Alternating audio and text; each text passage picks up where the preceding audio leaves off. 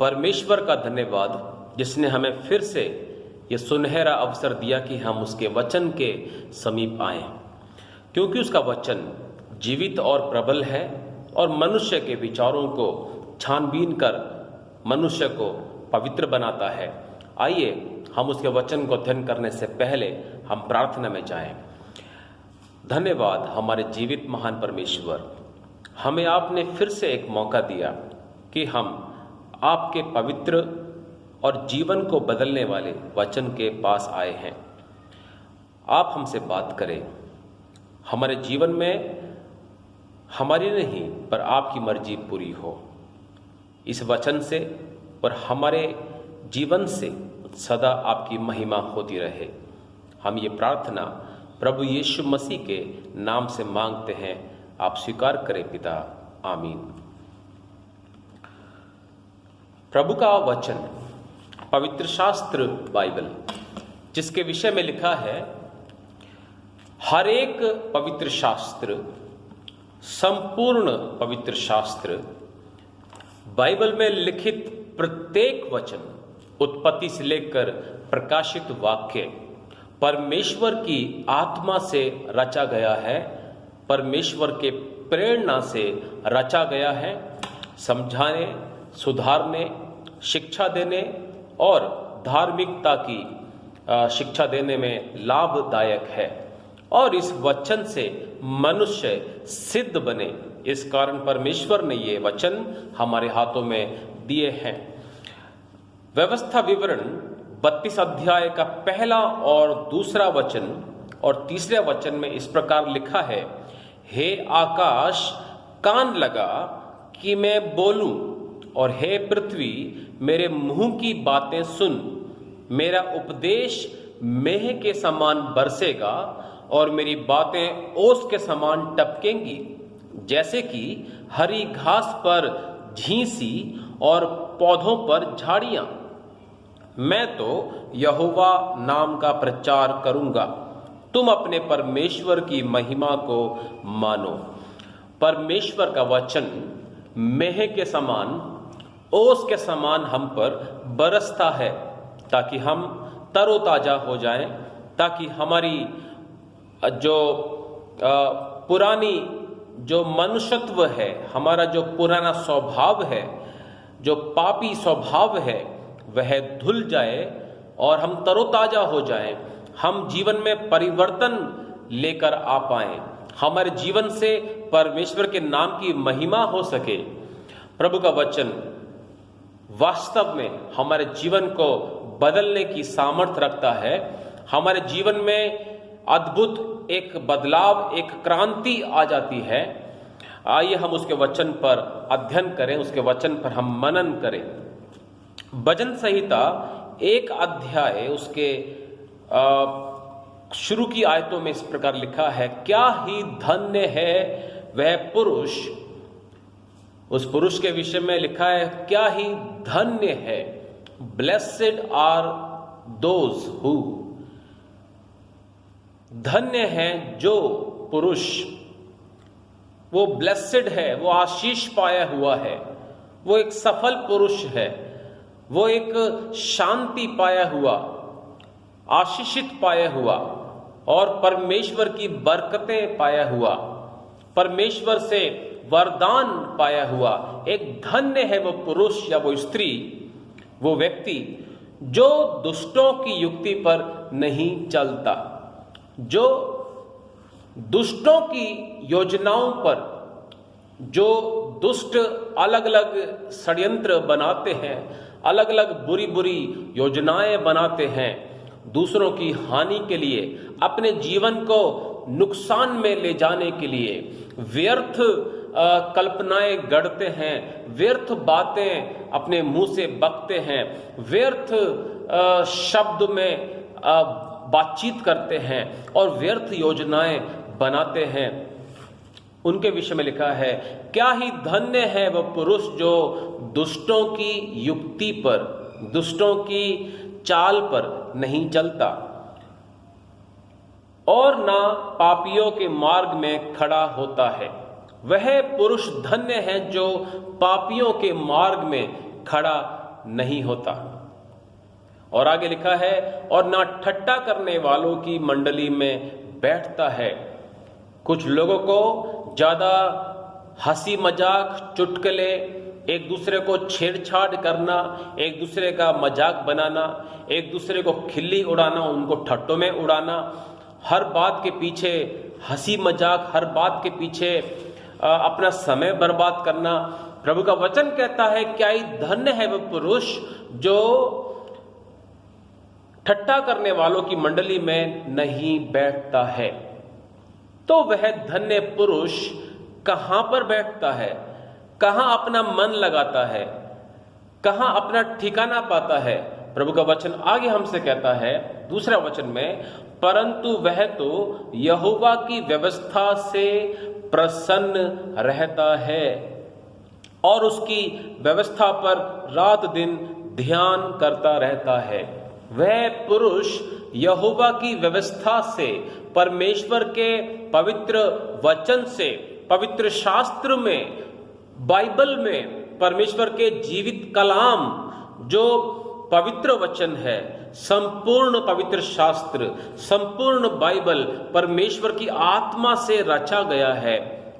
क्या ही धन्य है वह पुरुष जो इसमें पवित्र शास्त्र में ध्यान करता है। यहां लिखा है, वह तो यहोवा की व्यवस्था से प्रसन्न रहता है।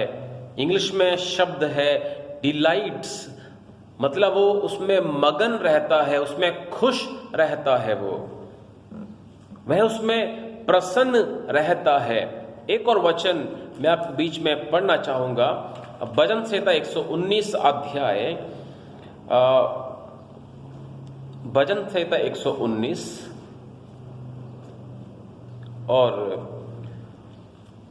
इसमें लिखा है 47 वचन में, भजन संहिता 119 का 47 वचन, वर्स 47, क्योंकि मैं तेरी आज्ञाओं के कारण सुखी हूं और मैं उनसे प्रीति रखता हूं। क्या ही धन्य है वह पुरुष जो परमेश्वर की व्यवस्था से, परमेश्वर की आज्ञाओं में सुखी रहता है, उनसे प्रीति रखता है, उनसे प्रसन्न रहता है। आज मनुष्य किन बातों में प्रसन्न है? दोस्तों में, इधर उधर की बातों को करने में, दोस्तों में कुछ चैटिंग करने में प्रसन्न रहता है। आज हम अपना प्रसन्नता, आज हम अपनी खुशी कहां पर ढूंढते हैं, कहां पर पाते हैं? मेरे भाई बहन, हमें सोचने की आवश्यकता है। बड़े दुख के साथ ये कहा जाता है कि आज मसीही जीवनों में बाइबल का महत्व कम रह गया है, बाइबल का महत्व कम होते चले जा रहा है। बाइबल को कम पढ़ते हैं, बाइबल का अध्ययन नहीं करते हैं, बाइबल पर मेडिटेशन नहीं करते हैं, मनन नहीं करते हैं, जिस कारण उनका आत्मिक जीवन कमजोर होते चले जा रहा है। उनका आत्मिक जो संतुष्टि है वह परेशान है, उनके जीवन में वे चिंतित हैं, आंतरिक जीवन उनका खालीपन है, सुनसान पड़ा है। वे ऊपर ऊपर हरे भरे दिखाई देते हैं, लेकिन उनके आंतरिक जीवन में एक भूख प्यास है, उनको संतुष्टि प्राप्त नहीं हो रहा है, क्योंकि वे परमेश्वर के वचन में नहीं जा रहे हैं, उसके वचन में मनन नहीं कर रहे हैं, मेडिटेशन नहीं कर रहे हैं। कुछ लोग ऊपर ऊपर से पढ़ते हैं, कुछ लोग बाइबल को सिर्फ कुछ ज्ञान अर्जित पाने का एक माध्यम समझते हैं, कुछ नॉलेज की एक किताब समझते हैं। कुछ लोग इस बाइबल में से प्रचार तो करते हैं, लेकिन उस प्रचार का अनुसरण नहीं करते हैं, उस प्रचार के, उस वचन के अनुरूप अपने जीवन को नहीं ढालते हैं, केवल सुनते हैं और फिर भूल जाते हैं। मेरे भाई बहन, परमेश्वर का वचन मनुष्य की वास्तविक दशा को दर्शाता है कि मनुष्य वास्तव में कैसा है। मनुष्य की असलियत, मनुष्य का सही आईना प्रभु का वचन हमें दिखाता है। बाइबल सिखलाती है सब ने पाप किया है। बाइबल हमें बताती है हर एक मनुष्य ने, सब ने पाप किया है। प्रभु का वचन दोहदारी, जिसमें दोनों तरफ धार है, एक ऐसी तलवार के समान है जो मनुष्य के हृदय को आर पार छेद देती है और मनुष्य बोल उठता है, मैं क्या करूं, मैं निर्बल हूं, मैं असहाय हूं। प्रभु का वचन मनुष्य की वास्तविक जो उसकी तस्वीर है, जो उसकी वास्तविकता है, उसे बाहर निकाल देती है। मेरे भाई बहन, बाइबल सिखलाती है, प्रभु का वचन हमें कहते हैं परमेश्वर का वचन अग्नि के समान है। यिर्मयाह 23 अध्याय का 29 वचन में इस प्रकार लिखा है, प्रभु का वचन अग्नि के समान है, आग के समान है, जो मनुष्य के जीवन को प्रज्वलित कर देता है, मनुष्य को रोशनी में ले आता है, छिपे हुए मनुष्यत्व को, छिपे हुए उसके स्वभाव को ज्योति में ले आता है, उसे चमक में ले आता है। जिस तरह अंधकार में सारी वस्तुएं छिपी हुई होती हैं, लेकिन जब वहां ज्योति प्रकट होती है, जब वह प्रकाश आता है, जब वहां अग्नि समान वहां जब उजाला होता है, तब छिपी हुई सारी वस्तुएं सामने प्रकट हो जाती हैं। प्रभु का वचन अग्नि के समान है। जब हम इसे पढ़ते हैं, हम इस पर मनन करते हैं, इस पर ध्यान करते हैं, तो यह वचन हमारे आंतरिक मनुष्यत्व को बाहर निकाल कर दिखाता है कि मनुष्य वास्तव में कैसा है। बाइबल में हम पाते हैं कि मनुष्य की कल्पनाएं मिथ्या ही हैं। मनुष्य जो कल्पनाएं गढ़ता है वो मिट्टी के ही समान है, वह स्थिर नहीं है।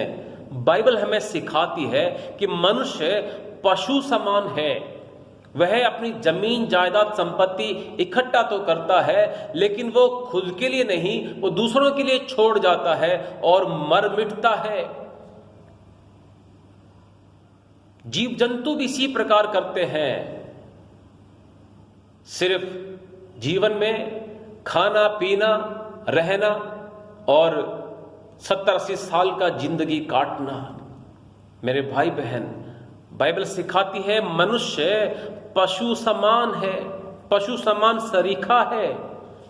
बाइबल हमें प्रज्वलित कर देती है, क्योंकि वचन आग है, मनुष्य की आंतरिक उसकी असलियत को सामने ले आता है। बाइबल सिखाती है सब ने पाप किया है और सब के सब परमेश्वर की महिमा से रहित हैं।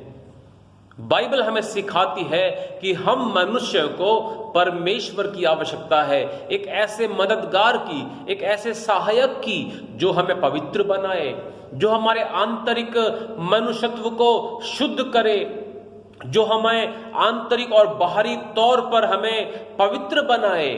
हमें परमेश्वर के वचन की आवश्यकता है। जैसा हमने सुना कि वचन अग्नि है, आग के समान है, और आग भस्म भी करता है, आग भस्म भी करता है, जलाकर राख कर देता है। यानी इसका आंतरिक जो, इसका आत्मिक जो अर्थ है वो है ये वचन हमारे हृदय की जो बुराइयां हैं, मनुष्य के भीतर जो बुराइयां बसी हुई हैं, हम सीखेंगे मरकुस के सुसमाचार उसके 7 अध्याय, the Gospel of Mark chapter 7 verse 21, जिसमें इस प्रकार बताया है, यहां बताया है, क्योंकि भीतर से अर्थात मनुष्य के मन से बुरे विचार, व्यभिचार, चोरी, हत्या, परस्त्री गमन, लोभ, दुष्टता, छल, लुचपन, कुदृष्टि, निंदा, अभिमान और मूर्खता निकलती हैं, और ये सब बातें भीतर से निकलती हैं और मनुष्य को अशुद्ध करती हैं। मनुष्य के हृदय की अंदर से, हृदय की गहराइयों से बुरे बुरे ये बातें निकलती हैं, जो अभी हमने एक सूची में पढ़ी है। वचन अग्नि है और वचन हमारे हृदय के अंदर हमें जांच पड़ताल करता है, हमारा छानबीन करता है, हमें शुद्ध करता है। हमारे भीतर से जो गंदगी है, जो बुराइयां हैं, जो पापी जो स्वभाव है, पापी जो हरकतें हैं, पापी आदतें हैं, उन्हें बाहर निकाल देता है। यानी उन पापों को, उन बुराइयों को जलाकर नष्ट कर देता है, राख बना देता है। मेरे भाई बहन, वचन अग्नि है। जितना हम वचन पर मनन करेंगे, वचन को पढ़ेंगे, उतना ही हम पवित्र होंगे, उतना ही हम आंतरिक बाहरी तौर से भी पवित्र होंगे, उतना ही हमारे हृदय के विचार पवित्र बनेंगे, उतना ही हमारी समझ बुद्धि पवित्र बनेगी। मेरे भाई बहन, आज मनुष्य में पाप पाया जाता है, उसके विचारों में पाप पाया जाता है, बुरी आदतें पाई जाती हैं। हम देखते हैं आज हमारे संसार में पाप का साम्राज्य चरम सीमा तक पहुंच चुका है और पाप बढ़ रहा है। असंख्य मात्रा में पाप रोजाना मनुष्य के इर्द गिर्द, मनुष्य के जीवन में चरम सीमा तक पहुंच रहा है। बाइबल हमें सिखाती है कि शुरुआत में ऐसा नहीं था। उत्पत्ति की किताब में हम सीखते हैं, बाइबल की पहली किताब हमें सिखाती है कि परमेश्वर ने मनुष्य को, हम मानव को अपने स्वरूप में बनाया, अपनी समानता में बनाया। जैसा परमेश्वर पवित्र है, मनुष्य को भी पवित्र बनाया। परंतु पाप आने के कारण, मनुष्य में बुराई आने के कारण, मनुष्य को परमेश्वर से अलग करने वाली एक बड़ी पाप की दीवार ने वो समानता, वो परमेश्वर की जो स्वरूप था, उसको बिगाड़ डाला। मनुष्य का जो आंतरिक स्वरूप था, परमेश्वर से जो उसे मिला था, वो बिगड़ चुका है। उसका जो पवित्र समानता थी परमेश्वर के साथ, वो समानता बिगड़ चुकी है। मेरे भाई बहन, हमें जरूरत है वचन की। हमने भी सीखा कि मेरा वचन मेंह के समान बरसेगा, ओस के समान बरसेगा। जैसे कि झाड़ियों पर, घास पर ओस पड़ती है, वो तरोताजा हो जाती है। फूलों पर किस प्रकार सुबह सुबह की ताजी ओस पड़ती है और वह फूल जगमगा जाता है, वह फूल खुशबूदार हो जाता है, उस फूल में चमक आ जाती है, उस फूल में नई जिंदगी, एक नई ताजगी आ जाती है। मेरे भाई बहन, यदि हम वचन पे ध्यान लगाएं, वचन पर हम मनन करें, इसका अध्ययन करें, तो हम आंतरिक रीति से भी, मनुष्य के हृदय के अंदर से भी हम पवित्र बनेंगे।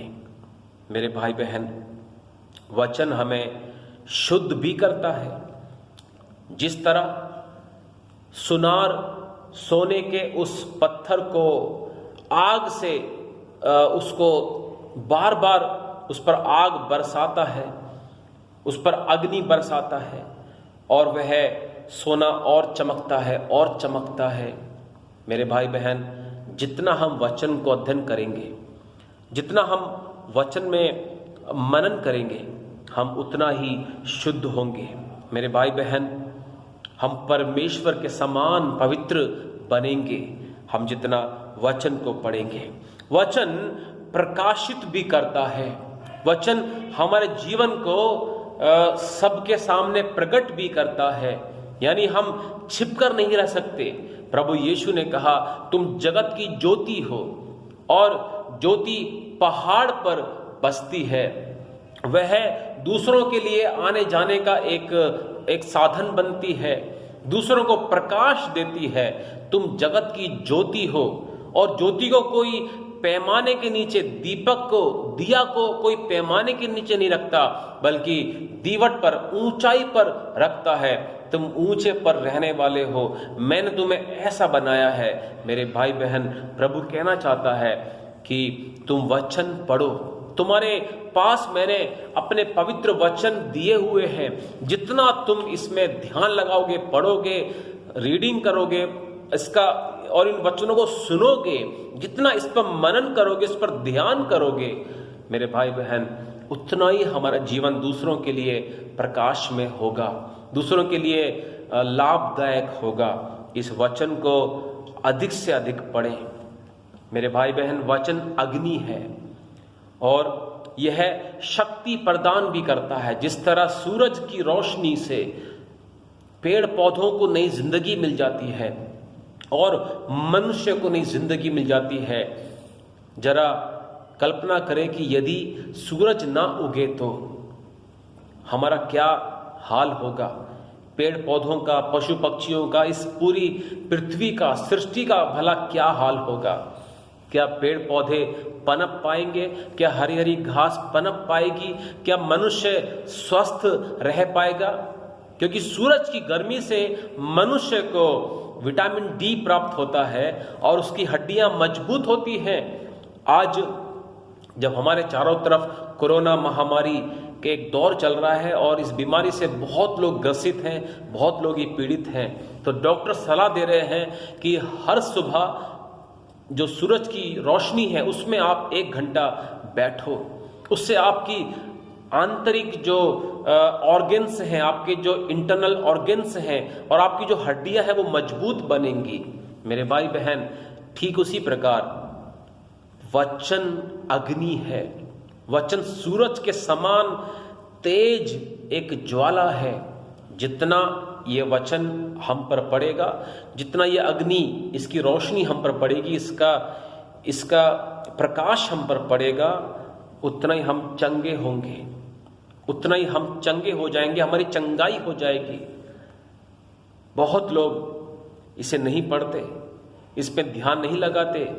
विश्वासी भाई बहन भी कई साल से विश्वास में आए हुए, 20 साल, 30 साल, 10 साल, कई समय से आए हुए विश्वासी भी बाइबल का महत्व नहीं समझते, इससे अध्ययन नहीं करते, इसमें अपना आनंद नहीं ढूंढते हैं।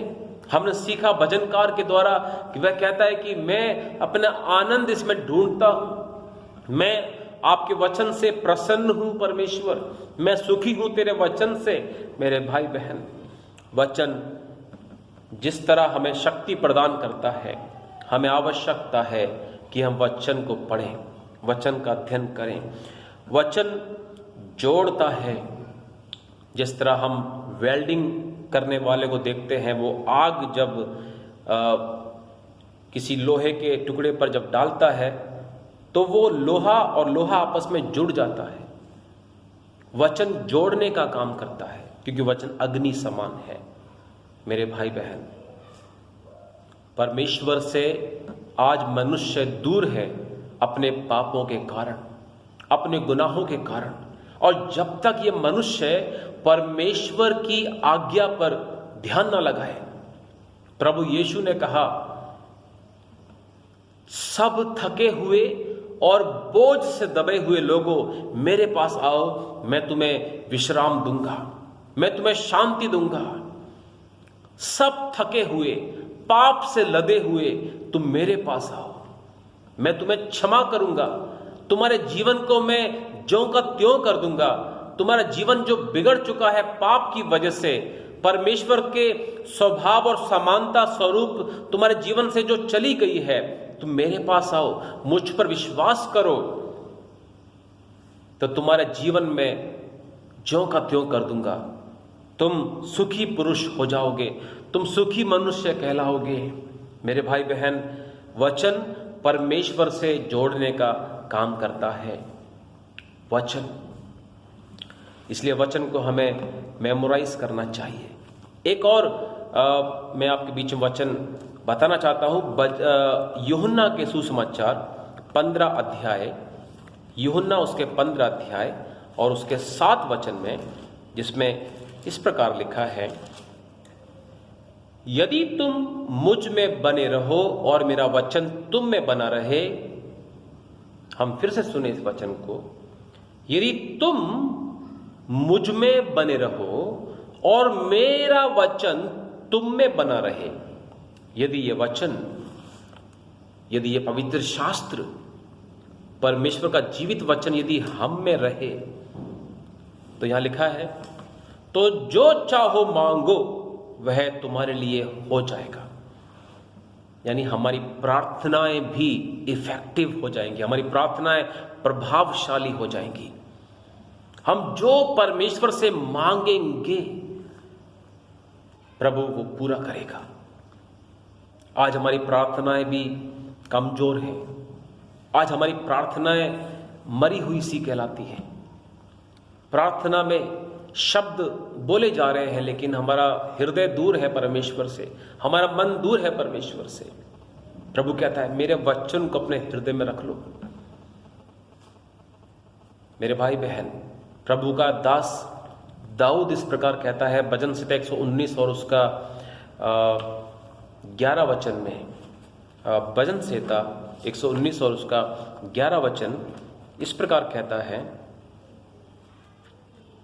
यहां बताया है,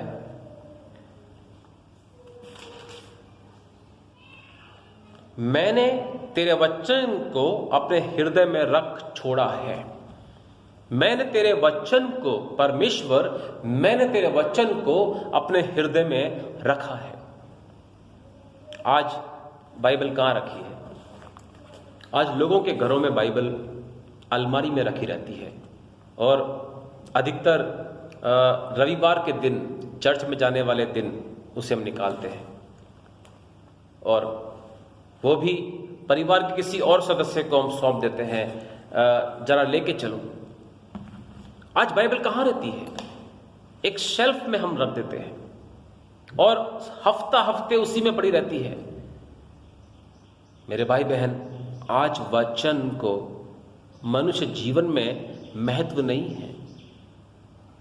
वचन, ये बाइबल, पवित्र शास्त्र, परमेश्वर का जीवित वचन, प्रबल और दोहरी तलवार से भी तेज, हमारे हृदय को आर पार छेदने वाला वचन, ये आज हमारे हृदय में होना जरूरी है, अलमारी में नहीं, हमारे हृदय में। इसलिए इसको पढ़ें, इसका अध्ययन करें, इस पर मनन करें। मेरे भाई बहन, प्रभु आशीष देगा। यहोशू 1 अध्याय और उसके 8 और 9 वचन में बहुत ही सुंदर एक वचन, यहोशू 1 अध्याय का और उसके 8 और 9 वचन, जिसमें इस प्रकार लिखा है, व्यवस्था की यह पुस्तक तेरे चित्त से कभी ना उतरने पाए। ये व्यवस्था है, परमेश्वर के वचन हैं, ये आपके हृदय से, आपके चित्त से, आपके मन से कभी उतरने ना पाए। कभी ना बोलना आज मेरा वचन पढ़ने का मन नहीं है, आज मेरे पास टाइम नहीं है। लोग बोलते हैं मेरे पास समय नहीं है, आज मैं बहुत ही व्यस्त हूं, बिजी हूं, आज मुझे जल्दी ड्यूटी पर निकलना है, आज मुझे जल्दी सोना है, मैं थका हुआ हूं।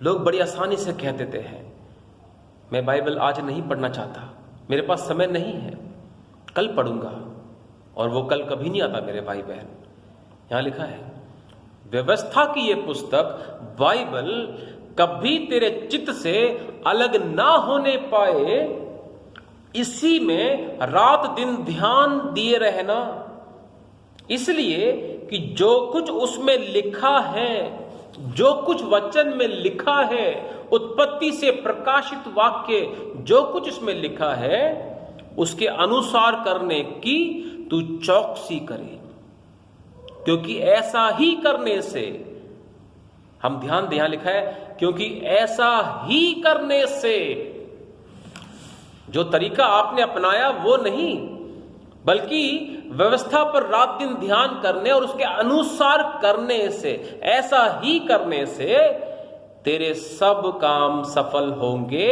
और तू प्रभावशाली होगा। हमने पढ़ा था अगर वचन हमें बना रहे तो हम जो चाहे हमारे लिए वो हो जाएगा, क्योंकि वचन हमें परिपक्व बनाता है, वचन हमें पवित्र बनाता है, वचन हमें प्रभु यीशु के स्वभाव के जैसा बनाता है। बाइबल में हम पाते हैं कि बुरी संगति अच्छे चरित्र को भी बिगाड़ देती है।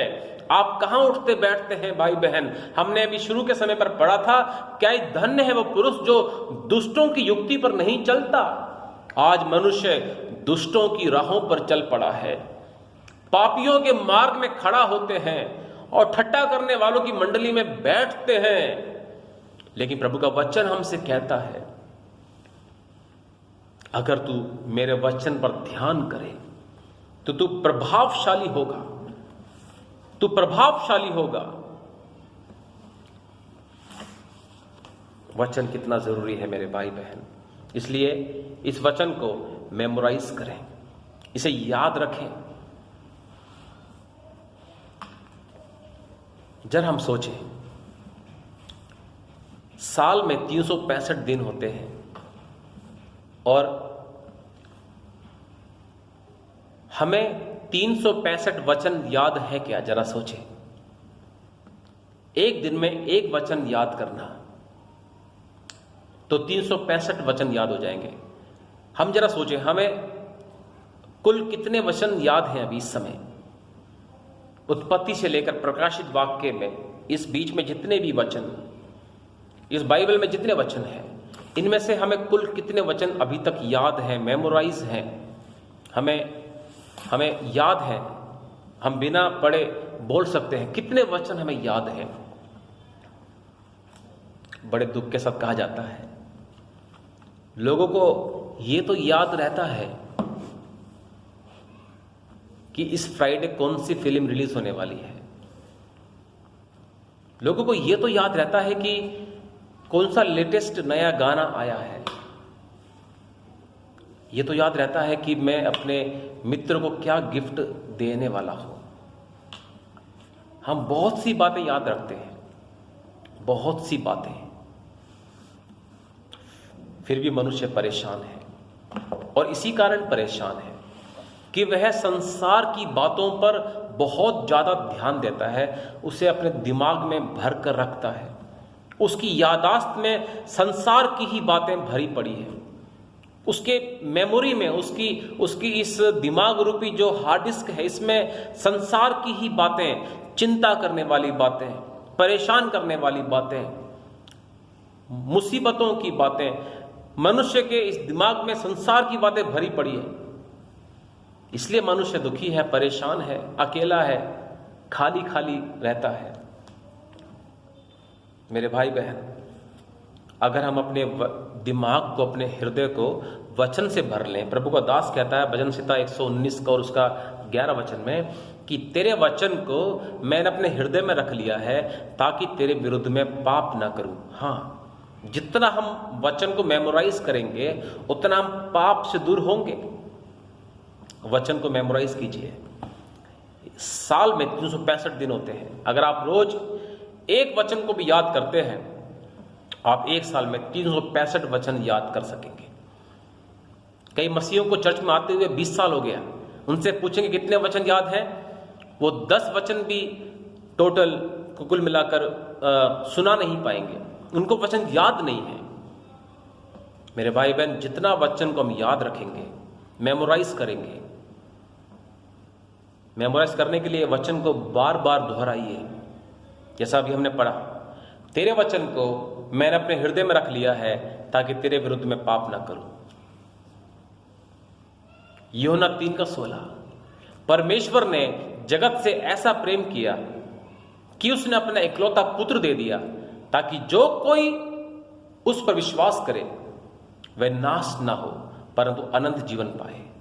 मेरे भाई बहन, अगर हम रोज एक वचन को बार बार दोहराकर याद रख लें, हम अपने पापी स्वभाव से दूर हो जाएंगे, पाप हमसे दूर भागेंगे, हम दूसरों को उत्तर दे सकेंगे, हम दूसरों को सलाह दे सकेंगे, हम दूसरों की आत्मिक उन्नति कर सकेंगे, दूसरे हमसे सामर्थ्य पाएंगे, हमसे वो उन्नति पाएंगे, हम स्वयं का भी दूसरों का भी ज्ञान बढ़ा पाएंगे, हमारी प्रार्थनाएं प्रभावशाली होंगी, हम पवित्र बनेंगे, हमें वचन ढूंढने में बहुत आसानी होगी। जब हम मुसीबत में होते हैं, हम जब परेशान होते हैं, हमें समझ में नहीं आता कि मैं कहां से पढ़ूं, कहां से मुझे प्रभु शांति देने वाला है।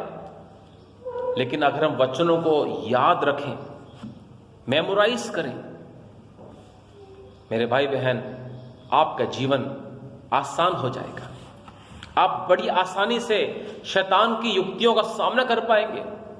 आप आने वाले शैतान के जो तीर हैं, जो हमें नुकसान पहुंचाने के लिए हैं, शैतान की चालें हैं, शैतान की तरकीबें हैं, आप उनका सामना कर पाएंगे, उनको हरा पाएंगे, आप विजयी रह पाएंगे उनके सामने।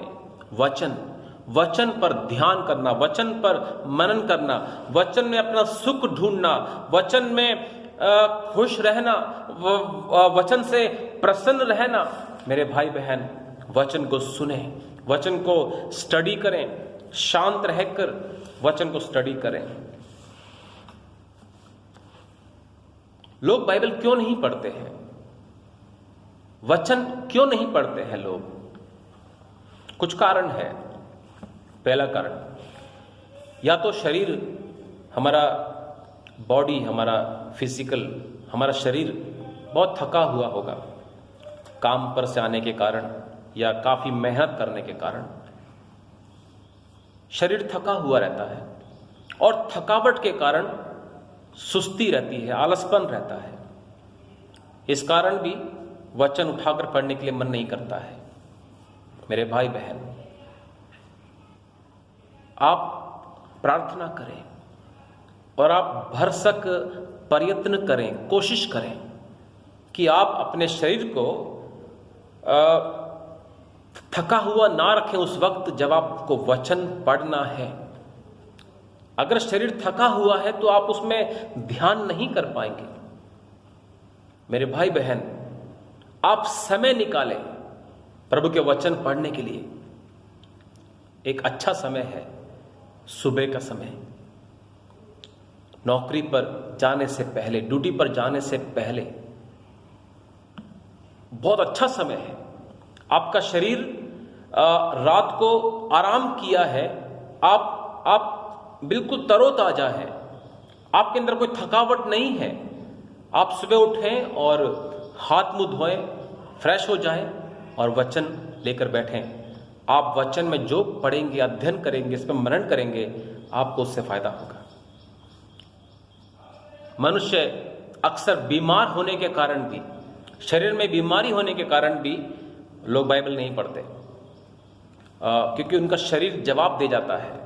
दर्द, कमर में दर्द, सीने में दर्द, पैर में दर्द, घुटने में दर्द, सिर में दर्द। मनुष्य बीमार होने के कारण भी बाइबल पर ध्यान नहीं दे पाता है। मेरे भाई बहन, हम कई बार अपने ही कारण से, अपनी ही गलती के कारण से बीमार पड़ते हैं।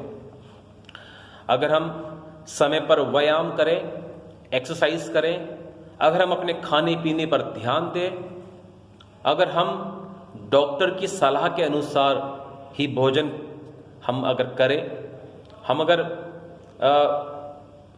जो भोजन हमारे लिए उचित नहीं है अगर हम उसे ना खाएं तो अच्छा है। मेरे भाई बहन, हमें अपने शरीर का ध्यान देना पड़ेगा।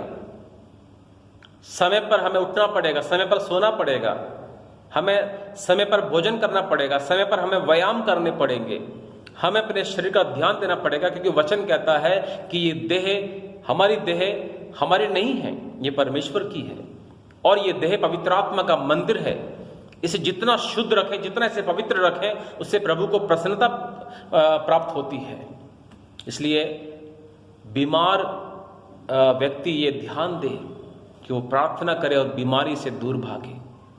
और शरीर में खुद के लापरवाही के कारण, खुद की आलस होने के कारण या मनमानी करने के कारण बीमारी को अपना घर ना बनाए।